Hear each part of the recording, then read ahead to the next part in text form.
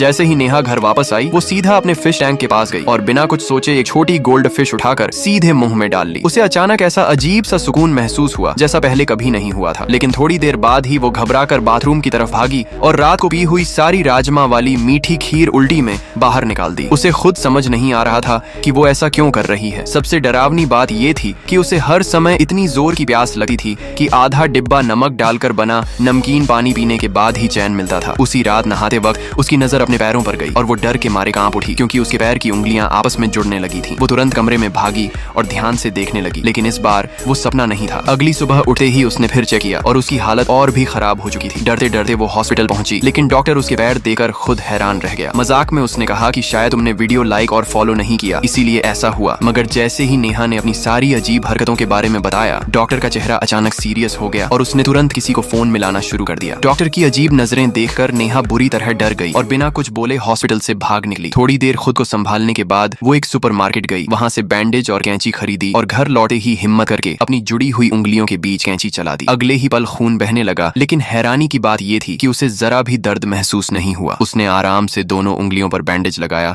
और रात को अपने दोस्तों के साथ बार में जाकर शराब पीने लगी। कुछ देर बाद वो पूरी तरह नशे में धुत होकर मेट्रो स्टेशन पर ही सो गई। लेकिन अगली सुबह जब उसकी आंख खुली तो उसके होश उड़ गए। उसने देखा कि उसकी नाभि गायब हो चुकी थी और जैसे ही उसने घबराकर अपनी पैंट नीचे की, सामने का नजारा देखकर उसकी चीख निकल गई क्योंकि वो धीरे धीरे एक जलपरी में बदल रही थी। लाइक सब्सक्राइब कर देना, भगवान आपको बहुत खुशी देगा।